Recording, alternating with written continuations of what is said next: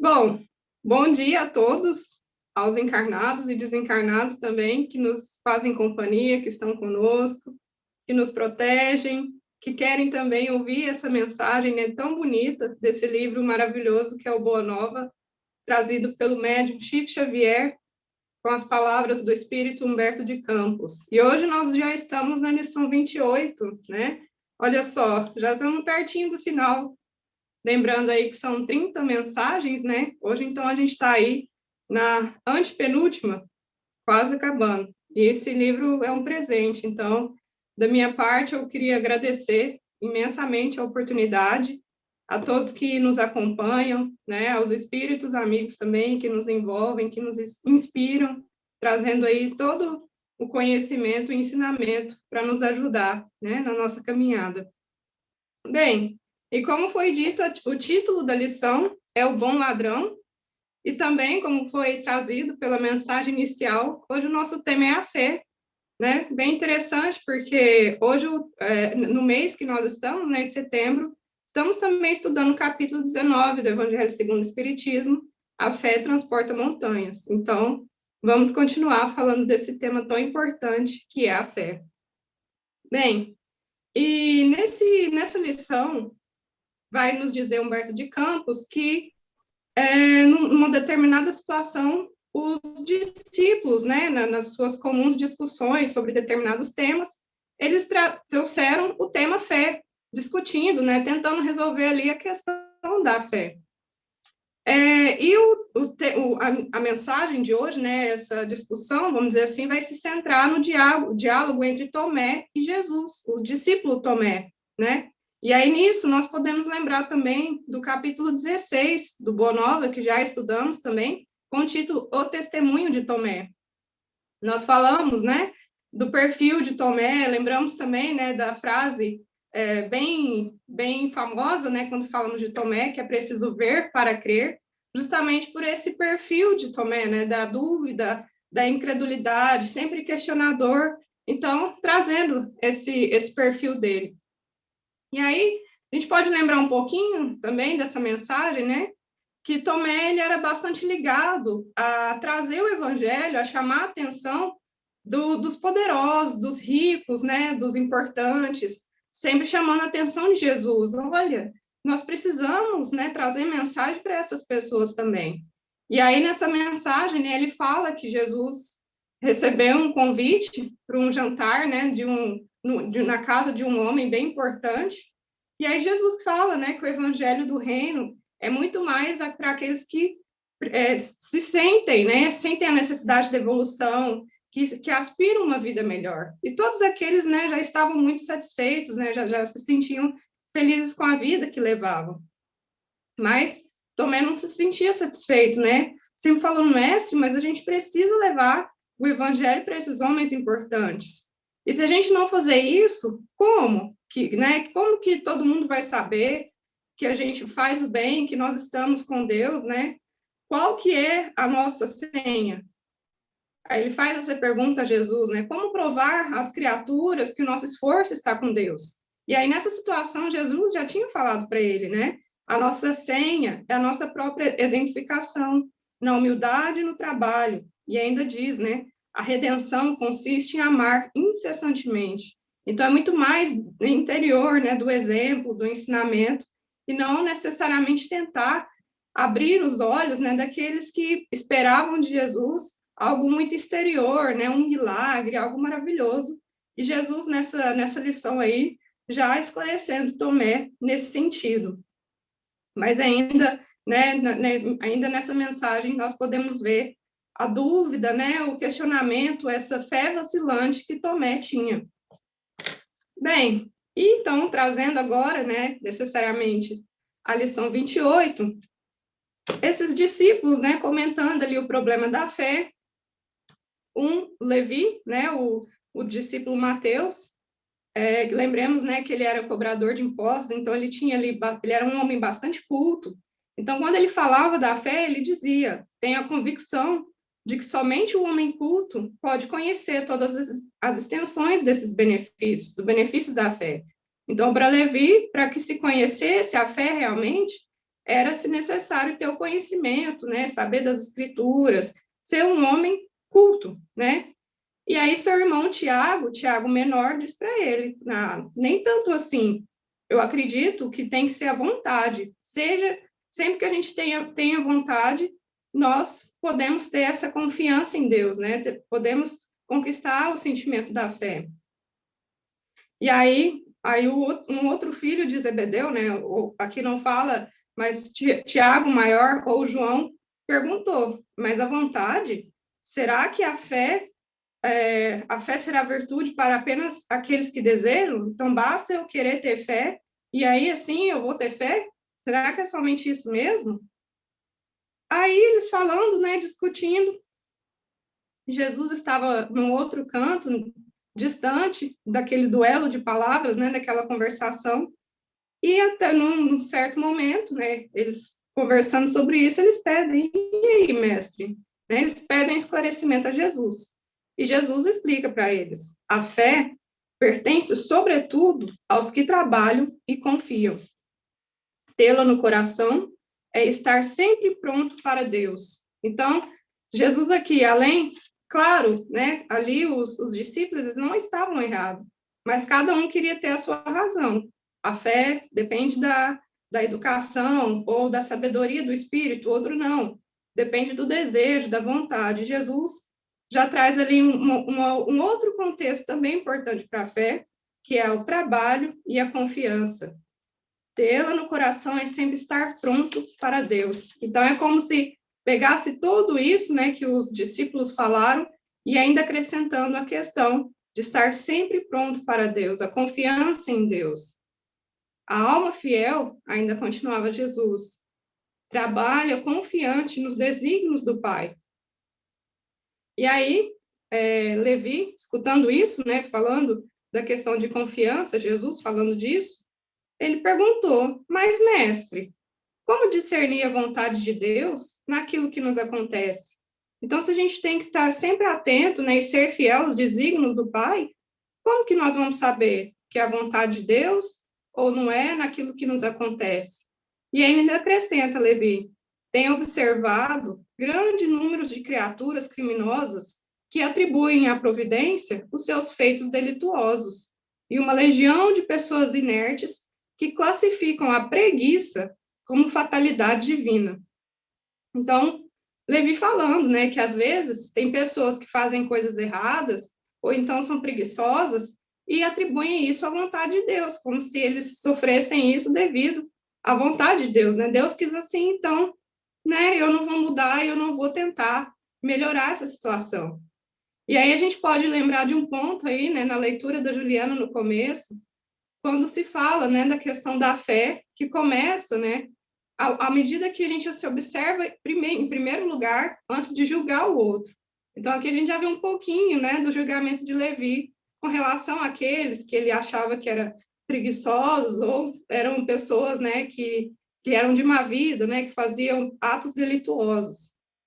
Mas Jesus, né, na sua bondade infinita, explica a Levi a vontade de Deus, além da que conhecemos acerca de sua lei, de seus profetas, por meio do conselho sábio e das inclinações naturais para o bem, ou seja, além, né, daqueles espíritos missionários, né, os profetas que trazem as lições de Deus, os ensinamentos, além disso, a vontade dele, né, a vontade de Deus, é também a que se manifesta a cada instante da vida, misturando a alegria com as amarguras, concedendo a doçura ou a retirando, para que a criatura possa colher a experiência luminosa no caminho mais espinhoso.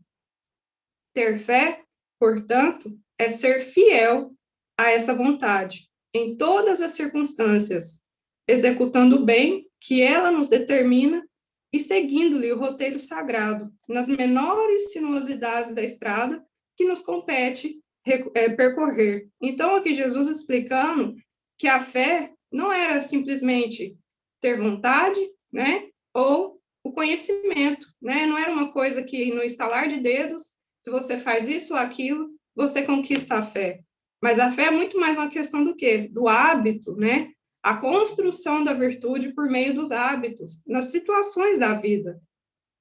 Mas aí Tomé, né, nosso querido questionador, ele falou, mas mestre, creio que essa qualidade excepcional deve ser atributo do espírito mais cultivado, ou seja, novamente, né, a questão dos homens mais importantes, né, cultos, os escribas, os fariseus, então, aqui Tomé trazendo essa necessidade do atributo do espírito, né, aqui a gente pode lembrar também da lição quando Jesus fala bem-aventurados os pobres de espíritos, porque naquela época, pobre de espírito era um homem comum, que não tinha conhecimento, não tinha estudo.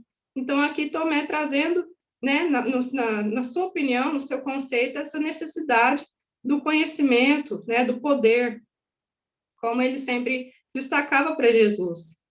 Porque o homem ignorante, ou seja, o homem comum, que não sabe das escrituras, não tem religião, não conhece, né, as coisas importantes da nossa sociedade, não poderá cogitar, ou seja, ele nem imagina, né, nem sabe da aquisição de semelhante patrimônio.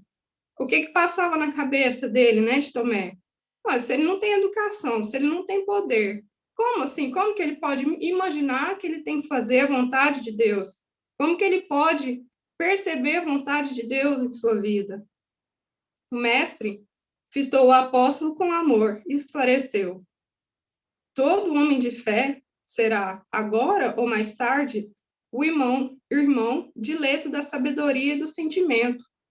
Então, aqui Jesus falando, né, que todo irmão, qualquer homem que tenha fé, que queira, né, seguir a vontade de Deus, agora ou mais tarde, ou seja, no tempo dele, né, qualquer um tem o seu tempo, todas as pessoas, né, têm o seu tempo, o irmão, ele será o irmão dileto, preferido, né, amado, da sabedoria e do sentimento. Então, é algo que ele pode conquistar, né, por mais que naquele instante ele seja aparentemente um homem ignorante, pobre de espírito, ele vai sim conquistar também a sabedoria e o sentimento. Porém, essa qualidade será sempre a do filho leal ao Pai que está nos céus. Olha só, filho leal, né? Jesus aqui trazendo de novo a questão da fidelidade, da lealdade. E aí a gente pode até falar um pouquinho o que é essa lealdade, né? Quando a gente vai lá no dicionário, o que nos fala? O que é ser leal? Então, aquele que quer conforme a lei, né? Que cumpre a lei, que cumpre o necessário, né? É digno, honrado, íntegro, com que se pode contar, confiável, sincero, verdadeiro. Então, é o filho de Deus, ou seja, já tem a humildade de considerar-se filho de Deus e ainda tenta ser leal, né? Cumprir as vontades do Pai.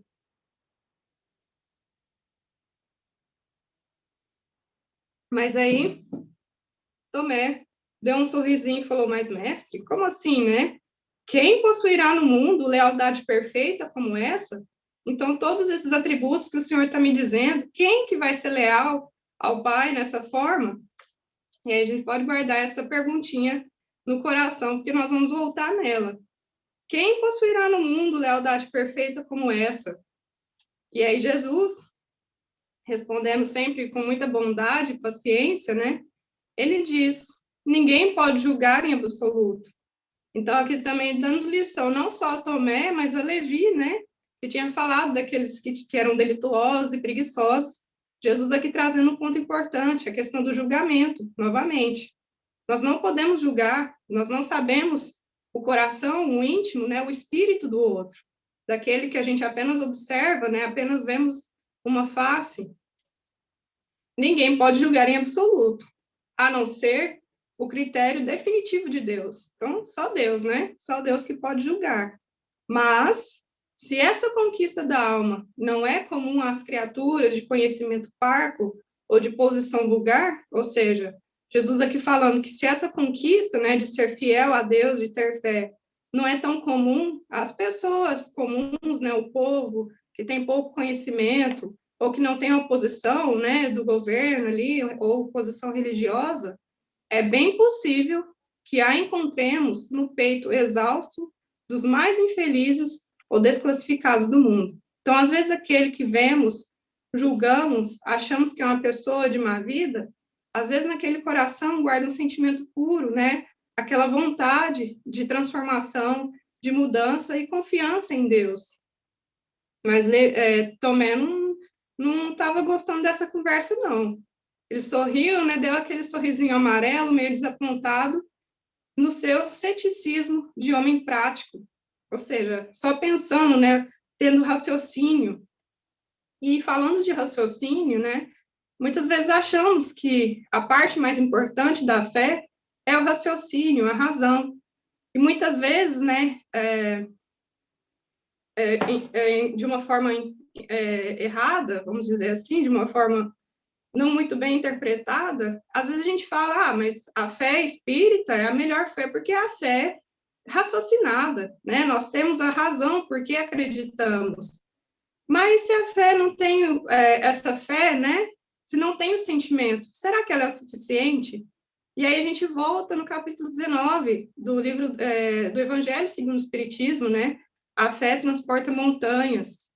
Que aí Kardec fala, sim, da importância da fé raciocinada, mas ele também fala da questão da humildade. Olha só, cumpre não confundir a fé com a presunção. Então, se eu tenho conhecimento espírita, eu sei que cada coisa tem a sua razão de ser, então já é o suficiente, eu sei, e aí por isso que eu tenho conhecimento, então eu posso julgar. Meu irmão, não, ele está passando por isso, porque na última encarnação ele foi assim. Ele está passando por essa dificuldade porque eu vi ele fazendo tal e tal coisa. Será que a gente está nessa posição de fazer isso? Ou será que nós também precisamos primeiro observar e enxergar as nossas próprias dificuldades, né? E aí, continuando lá no capítulo 19, né, no Poder da Fé, Kardec fala ainda, a verdadeira fé se conjuga à humildade. E qual que é o primeiro passo, né, da humildade? Se não considerarmos todos iguais, filhos de Deus, né? Aquele que tem fé, deposita mais confiança em Deus do que em si próprio, por saber que simples instrumento da vontade divina, nada pode sem Deus. Então, não é a fé somente do raciocínio, mas também do conhecimento. E aí, nesse sentido, nós podemos lembrar também qual que é a segunda lei moral, né, trazida no Livro dos Espíritos, lá no capítulo 2 da terceira parte, né? A primeira, lei de trabalho, e logo em seguida, a segunda lei, que é a lei de adoração, né? Falando de fé, da nossa necessidade de confiar em Deus. Lá na questão 649, Kardec fala, em que consiste a adoração? Se é a segunda lei, se é uma lei tão importante, o que é essa lei de adoração? E os Espíritos esclarecem que na elevação do pensamento a Deus, deste, pela adoração, ou seja, a Deus, aproxima o homem sua alma. Então, né, tudo isso relacionado à fé. E ainda falando de razão e fé, lá no Consolador, na pergunta 199, pergunta se é Emmanuel, poderá a razão dispensar a fé? Será que a gente vai chegar num momento assim de desenvolvimento do nosso conhecimento, seja conhecimento espírita ou conhecimento apenas científico? Será que a gente vai saber tanto que não vai ser necessário mais essa fé? Essa minha necessidade de fidelidade a Deus, né?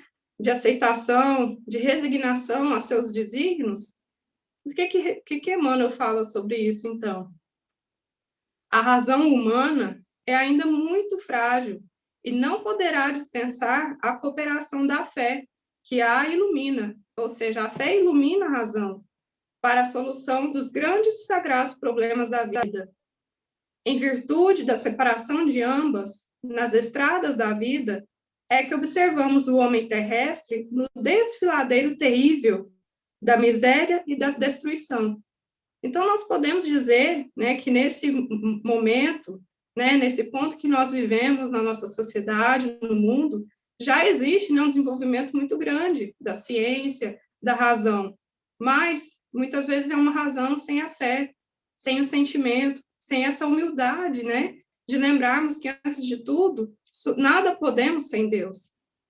E aí, Emmanuel fala desse desfiladeiro, né, dessa queda terrível da miséria e da destruição. Pela insânia da razão, ou seja, essa razão sem pensar, sem sentir, sem a fé, sem a luz divina da fé, a força faz as suas derradeiras tentativas para senhorar-se de todas as conquistas do mundo. Falastes demasiadamente de razão e permaneceis na guerra da destruição, onde só perambulam miseráveis vencidos. Revelastes as mais elevadas demonstrações de inteligência, mas mobilizais todo o conhecimento para o morticínio sem piedade. Pregastes a paz, fabricando os canhões homicidas. Pretendes haver solucionado os problemas sociais, intensificando a construção das cadeias e dos prostíbulos. Esse progresso é o da razão sem a fé, onde os homens se perdem em luta inglória e sem fim. E olha só que Emmanuel trouxe isso já há alguns anos, né? E continua ainda atual. Por essa necessidade nossa ainda de buscar a fé, de despertarmos para a necessidade da fé. Bem, então vamos voltar, né, para a história aqui, para a lição. Passado, né, todo esse diálogo aí de Tomé com Jesus, né, Tomé não aceita muito bem essa conversa aí de homem simples, da confiança, de ser leal a Deus. Ele escutou, mas ainda não estava muito convencido, vamos dizer assim. E aí Humberto de Campos traz agora para nós a cena da crucificação de Jesus.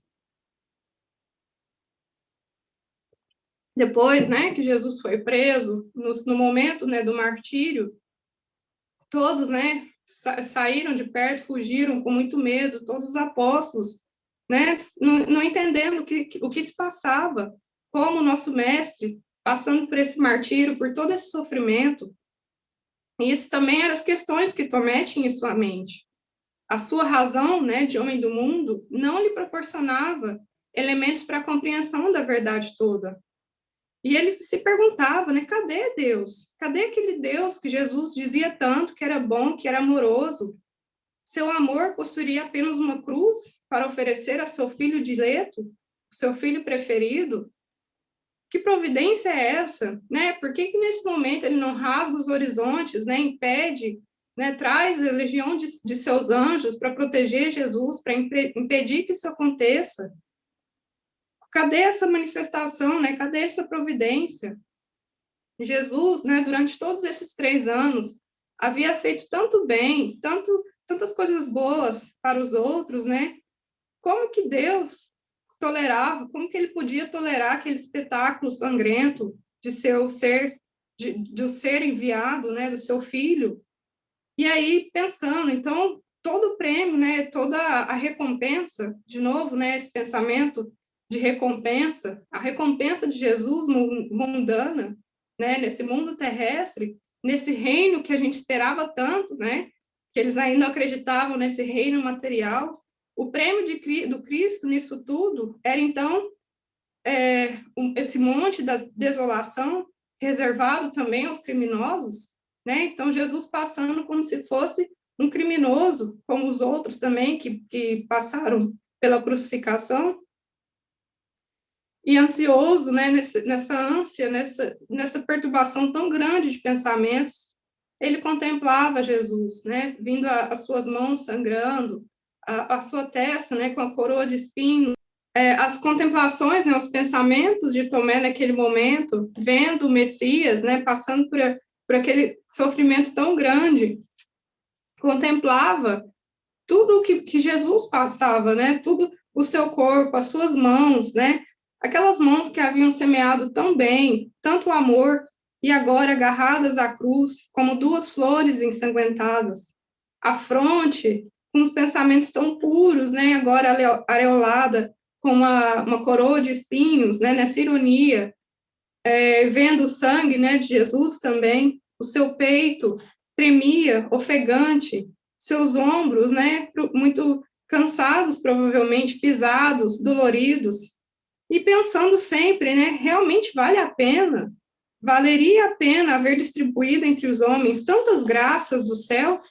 E ainda ele chegava a pensar que o malfeitor, os ladrões que assaltavam o próximo, era, a seu ver, o dono de mais duradouras compensações, porque o mestre que fazia tanto bem, trabalhava tanto, passando por esse sofrimento, então melhor mesmo, né, que se fizesse o mal, que se fizesse o mais fácil. E Tomé se sentia afogado nesses pensamentos, né, perturbado. Ele naquele momento queria, né, desejava encontrar os seus companheiros, os outros apóstolos, né, para colocar essas ideias, essas dúvidas, esses pensamentos que lhe estavam perturbando, mas ele não viu nenhum deles. Todos, né, tinham se dispersado. Ou então procurou observar e procurar alguns daqueles beneficiados por Jesus, né, que receberam as curas, que restituíram a sua saúde por meio de Jesus, mas ninguém encontrou. Nenhum deles estavam ali próximos a Jesus, naquela hora tão necessária, né, tão delicada do sacrifício. E de novo vinha aquela questão na sua mente, né, no seu sentimento. Valer a pena realmente praticar o bem? Reparou que em torno da cruz, né, ali, já perto de Jesus, né, na cruz, como ele não via ninguém, nenhum de seus amigos, nenhum daqueles beneficiados, mas ao contrário, ele via as pessoas dando gargalhadas, né, soltando palavras impróprias a Jesus, não só Jesus, mas todos que estavam ali com ele, né, com muita ironia. E Jesus, né, o mestre, apesar disso tudo, né, das lanças dos soldados, de tudo isso, ele continuava, né, sereno, o seu semblante sempre sereno. Tomé parecia ainda escutar, né, aqueles ruídos dos cravos do suplício. Fixou os dois malfeitores que a justiça do mundo havia condenado à pena última. Então, além de Jesus, né, se a gente lembrar um pouquinho também do Evangelho, Jesus foi crucificado entre dois ladrões, né? E Jesus vendo, né, também Tomé, um momento ele olhava para as suas úlceras, né, para as suas feridas, mostrando a Tomé, né, o sinal do sacrifício, da sua entrega à vontade de Deus. E nesse instante, né, Jesus olhando para Tomé e mostrando, né, o seu sacrifício, Tomé lembrou rapidamente daquela reunião, né, dos momentos tão singelos com Jesus, mas essencialmente quando eles falavam da questão da fé. E aí lembrem que eu falei, né, para a gente guardar aquela questão no coração, quando Tomé, né, ouvindo as explicações de Jesus com relação ao filho leal ao pai, Tomé fez a pergunta, né, sorriu meio irônico, perguntou, mas mestre, quem possuirá no mundo lealdade perfeita como essa? E aí, nesse momento, né, Jesus olhando para ele, né, até vamos dizer assim, num momento até mediúnico, né, dessa transmissão de pensamentos, o Tomé lembrou quem que era mais leal, quem tinha essa perfeita lealdade, senão Jesus, o mestre, se entregando ali ao sacrifício.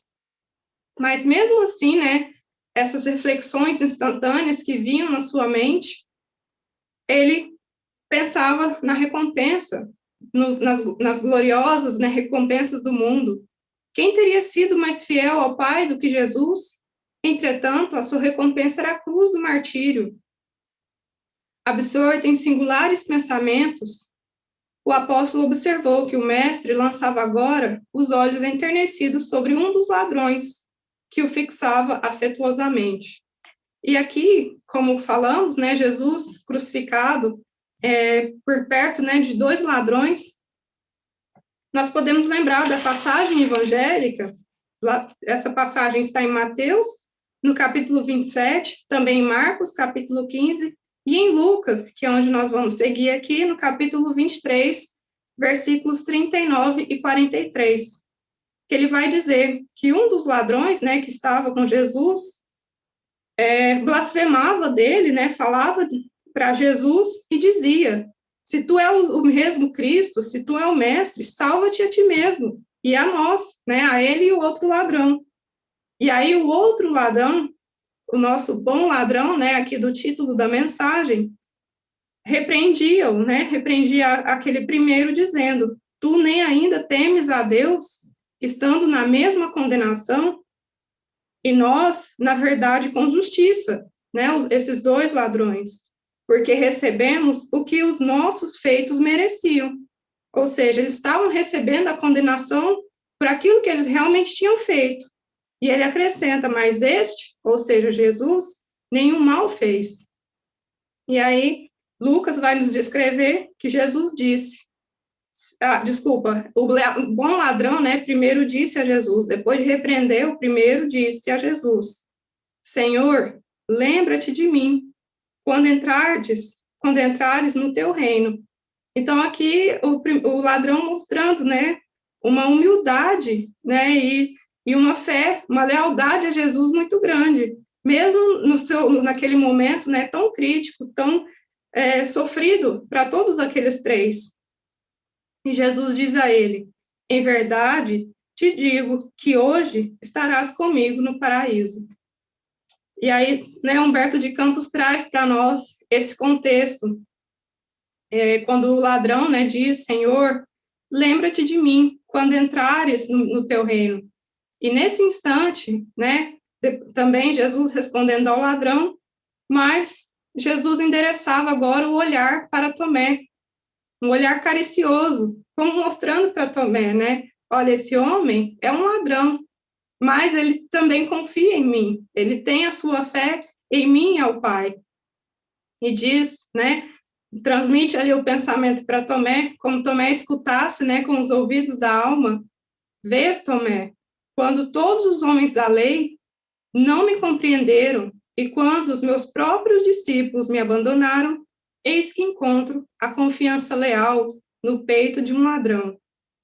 Olha só, nós precisamos refletir nessa fala aqui de Jesus a Tomé, né? Tomé ali com um pensamento tão fixado nas questões humanas do mundo, né? Dando tanta importância à questão do poder, da riqueza, e achando, né, pensando ali que a fé estava tão arraigada, né, tão dependente desse conhecimento, dessa questão, né, do poder ali, da visibilidade daqueles homens, e Jesus mostrando, né, aquele ladrão, aquele bom ladrão, independente do que ele tinha feito, dos seus delitos, mas se entregando, né, e mostrando humildade e confiança em Jesus. Tanto é que ele diz a Jesus, né, lembra-te de mim quando entrares no teu reino. Jesus, ali na mesma situação que ele, né, crucificado, mostrando ali todas as suas chagas, o seu sofrimento, recebendo também ironia, né, e as palavras impróprias daqueles que os estavam, né, que estavam por perto, e ainda assim esse ladrão reconhecendo em Jesus o mestre, né, o enviado de Deus. Mas essa lição também foi a Tomé, né, Jesus dizendo a Tomé, observe, Tomé, quando todos os homens da lei, ou seja, lembremos daquela discussão lá no início da lição, né, homens da lei aqui mostrando a sabedoria, a cultura, a visibilidade, o poder, eles não compreenderam a Jesus. Até os próprios discípulos, né, aqui falando da vontade, do sentimento, todos, né, podemos concordar que todos os 12 ali amavam muito a Jesus, tinham essa vontade de segui-lo, né, de colocar o evangelho, de seguir em seus trabalhos, mas todos eles não entenderam, todos eles se sentiam perturbados, né, com a situação que Jesus estava passando. E aí ele fala, eis que encontro a confiança leal. Por que será, né? Ele podia falar só confiança, mas não, confiança leal. Além de acreditar, colocava ali todo o seu sofrimento, né?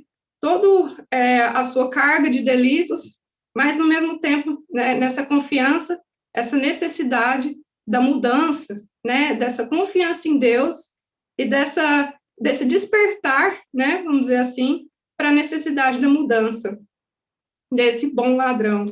Né? Por isso a lição, o bom ladrão. E aí, gente, com relação a essa lição, né, que nós colocamos aqui de Lucas, nos versículos de Lucas, Emmanuel nos traz uma lição no livro Pão Nosso, a lição 81. Aqui vou trazer apenas um parágrafo, onde Emmanuel nos explica, né, nessa lição, que às vezes quando Jesus fala para ele, né, o ladrão, em verdade eu te digo que hoje estarás comigo no paraíso, às vezes a gente fica meio confuso, né, mas como assim? Jesus está prometendo a felicidade eterna, né, o paraíso para um ladrão que muito provavelmente cometeu muitos delitos? Então aqui primeiro a gente tem que prestar atenção ao nosso próprio julgamento, né? Se nós pensamos assim, já estamos julgando, esse é um ladrão, ok, mas por que ele era um ladrão, né? Quais foram as dificuldades que ele passou? A gente não sabe. Mas mesmo assim, mesmo considerando, né, que muito provavelmente ele cometeu delitos, ele necessita dessa renovação, o que significa esse paraíso? O paraíso aqui, a gente precisa entender como esse alívio, né, como um alívio da transformação. Quando a gente comete várias coisas erradas, a gente está no caminho todo tortuoso, mas em um determinado instante, nós reconhecemos a possibilidade da transformação.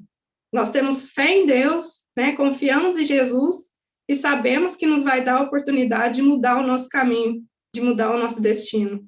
Isso já não é um alívio, né? Já não é um paraíso para nós, essa possibilidade de mudança, esse novo direcionamento das nossas vidas, né?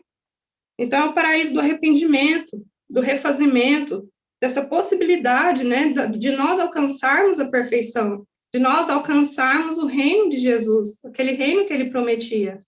E aí, trazendo, né, a frase, né, o parágrafo de Emmanuel, ele diz: podemos apresentar-nos com volumosa bagagem de débitos do passado, ante a verdade. Mas desde o instante em que nos rendemos aos desígnios do Senhor, aceitando sinceramente o dever da própria regeneração, avançamos para a região espiritual diferente, onde todo jugo é suave e todo fardo é leve. Chegado a essa altura, o espírito endividado não permanecerá em falsa atitude beatífica, reconhecendo, acima de tudo, que com Jesus o sofrimento é retificação e as cruzes são claridades imortais. Então, é esse significado, né, desse paraíso que Jesus prometia a esse ladrão, que naquele instante, né, reconhecia a bondade, né, a verdade que Jesus trazia, que o mestre trazia. E, escutando aquela frase, né, que Jesus falava a Tomé, da questão do ladrão, dessa confiança leal, Tomé ficou horas e horas refletindo nessa lição de Jesus. Começava, nesse instante, a compreender a essência profunda de seus ensinos imortais. Então, finalmente, aqui Tomé deu-se conta que Jesus cumpria, nesse instante, a vontade do Pai. Em momento algum, ele deixava de ser leal aos desígnios do Pai. E aí, no momento dessas suas reflexões, ele sentiu-se como transportado para um cume de um alto monte. Então, aqui já mudando o ponto de vista, né? Como se ele tivesse ali um momento em que ele fosse transportado e pudesse ver tudo por cima. E aí, ali, né, por baixo, ele via todos aqueles homens de convicções sólidas, né? As mulheres vaidosas, todos andando ali, todos naquela multidão. E via também todos aqueles beneficiados pelo mestre, eram leprosos de Jerusalém, os cegos de Cafarnaum, os cegos, todos os seguidores mais sinceros, ao lado dos próprios discípulos, que desfilavam, né, envergonhados, se dispersavam indecisos na hora extrema. Então, né, apesar de todos ali terem o conhecimento, eram doutores da lei, ou até os discípulos, né, que tinham esse sentimento, essa vontade, ou então os que foram curados por Jesus, que guardavam ali aquela gratidão, né, o amor por Jesus, mas todos se misturavam na multidão, né, mudando o ponto de vista agora de Tomé, todos ali eram iguais, todos ali no sentido, né, de que todos somos os mesmos, todos somos irmãos, né, visto de cima. Às vezes, quando olhamos de frente, né, poder, nossa, esse aqui, ele tem uma posição mais legal, ah, aquele ali tem mais dinheiro, ah, eu lembro dessa pessoa, ele recebeu um benefício de Jesus, mas visto por cima, todos somos filhos, né? Aí podemos lembrar também da parábola de Jesus, né? Dos trabalhadores da vinha, que todos ali receberam a mesma recompensa, todos receberam o mesmo pagamento, porque para Deus, todos somos seus filhos, ele nos ama, né, Deus, Jesus, igualmente, cada um no seu tempo, cada um no seu momento, né, ora somos fariseus ali, não entendemos, outra vida, uma outra oportunidade, estamos reunidos falando de espiritismo, né, então cada um no seu tempo, na sua necessidade, no seu trabalho, mas isso muda, né, essa vontade de evoluir, muda no instante em que somos filhos leais à vontade do Pai. Então, possuído de viva emoção, Tomé se pôs chorar intimamente, né? Então, ele começou a chorar e lembrar de tudo que o mestre tinha ensinado e renovando-se agora, né, no seu entendimento. Nesse instante, então, nesse choro copioso, ele percebe a figura do mestre, que se aproxima e coloca as mãos levemente em sua fronte e repete novamente para ele as palavras que lhe havia endereçado à cruz. Vês, Tomé? Quando todos os homens da lei não me compreenderam e os próprios discípulos me abandonaram, eis que encontro a confiança leal no peito de um ladrão. Então, que guardemos essa reflexão, né, no nosso coração, a necessidade da fé, a necessidade de cultivarmos esse sentimento de confiança, não somente nos momentos que estamos no centro espírita, ou no momento que a gente assiste uma palestra, um estudo, mas a cada instante, né, da nossa vida. Porque seja a fé ou qualquer outra virtude, elas são construídas, né, no nosso dia a dia, nos nossos hábitos, né, na nossa relação um com o outro. Então, nesse sentido. E para finalizar, né, para fechar aí tudo que nós conversamos hoje sobre a fé, eu gostaria de trazer mais um pensamento de Emmanuel, na verdade, uma resposta, novamente, do livro O Consolador, quando pergunta para ele, né, pergunta-se para ele, poder-se-á definir o que é ter fé? Então, já que a gente falou tanto de fé, o que realmente é ter fé? E Emmanuel responde, ter fé é guardar no coração a luminosa certeza em Deus, certeza que ultrapassou o âmbito da crença religiosa, fazendo o coração repousar numa energia constante de realização divina da personalidade. Conseguir a fé é alcançar a possibilidade de não mais dizer eu creio, mas afirmar eu sei, com todos os valores da razão tocados pela luz do sentimento. Essa fé não pode estagnar em nenhuma circunstância da vida e sabe trabalhar sempre, intensificando a amplitude de sua iluminação, pela dor ou pela responsabilidade, pelo esforço e pelo dever cumprido.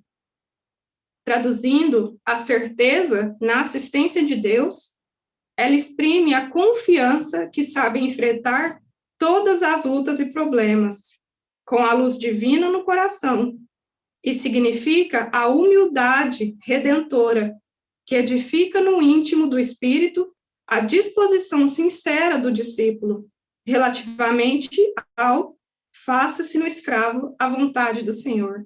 Então, é assim que nós encerramos o estudo dessa lição 28, o Bom Ladrão. Eu agradeço muito e desejo a todos um domingo muito abençoado. Muito obrigada.